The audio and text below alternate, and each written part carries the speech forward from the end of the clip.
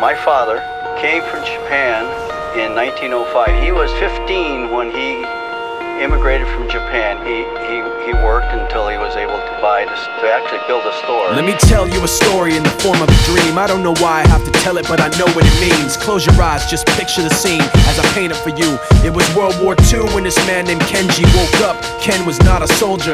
He was just a man with a family who owned a store in LA. That day, he crawled out of bed like he always did, bacon and eggs with wife and kids. He lived on the second floor of a little store he ran. He moved to LA from Japan, they called him immigrant. In Japanese, he'd say he was called Issei. That meant first generation in the United States, when everybody was afraid of the Germans, afraid of the Japs, but most of all afraid of a homeland attack. And that morning, when Ken went out on the doormat, his world went black, cause right there, front page news, 3 weeks before 1942, Pearl Harbor's been bombed and the Japs are coming. Pictures of soldiers dying and running. Ken knew what it would lead to, just like he guessed. The president said the evil Japanese in our home country would be locked away. They gave Ken a couple of days to get his whole life packed in 2 bags. Just 2 bags, couldn't even pack his clothes. Some folks didn't even have a suitcase to pack anything in, so 2 trash bags is all he gave them. And when the kids asked, "Mom, where are we going?" nobody even knew what to say to them. Ken didn't want to lie, he said the US is looking for spies, so we have to live in a place called Manzanar, where a lot of Japanese people are. Stop it, don't look at the gunman. You don't want to get the soldiers wondering if you're gonna run or not, cause if you run then you might get shot. Other than that, try not to think about it. Try not to worry about it being so crowded, cause someday we'll get out. Someday, someday. As soon as war broke out, the FBI came and they just come to the house and you have to come. All the Japanese have to go. They took Mr. Need and people couldn't understand why they had to take him, because he's just innocent laborer. So now they're in a town with soldiers surrounding them. Every day, every night, look down at them. From watchtowers up on the wall, Ken couldn't really hate them at all. They were just doing the job and he wasn't gonna make any problems.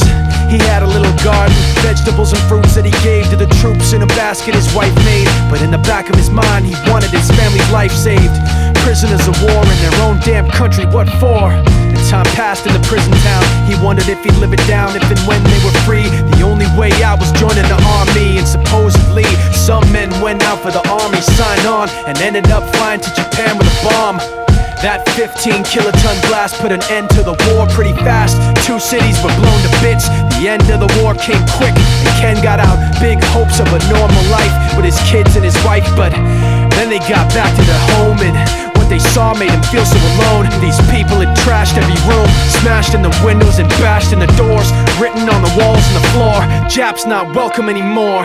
And Kenji dropped both of his bags at his sides and just stood outside. He looked at his wife without words to say. She looked back at him, wiping tears away, and said, "Someday we'll be okay, someday." Now the names have been changed, but the story's true. My family was locked up back in '42.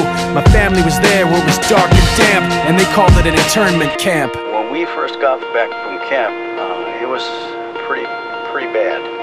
I remember my husband said, "Oh, we're gonna stay till last." Then my husband died before they closed the camp.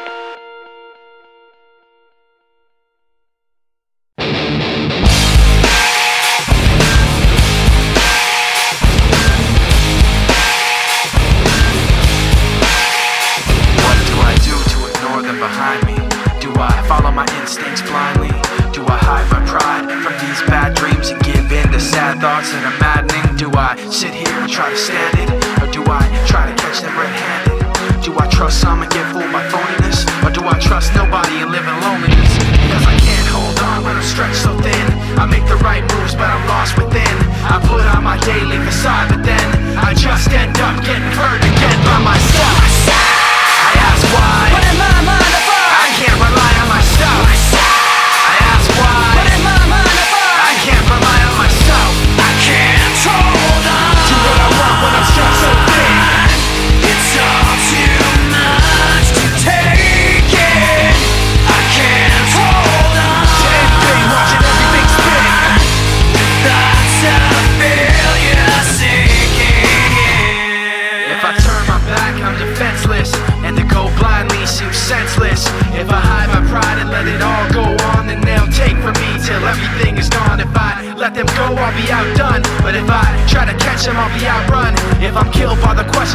answer, then I'll be buried in the silence of the answer by myself. I ask why, but in my mind I can't rely on myself. I ask why, but in my mind I can't rely on myself. I can't hold on to what I want when it's just so big. It's all too much to take in. I can't hold on to anything, watching everything spin, with thoughts of failure sinking in. How do you think I've lost so much? I'm so afraid I'm out of touch.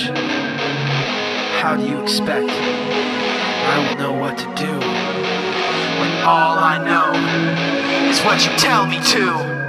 Don't you? I can't tell you how to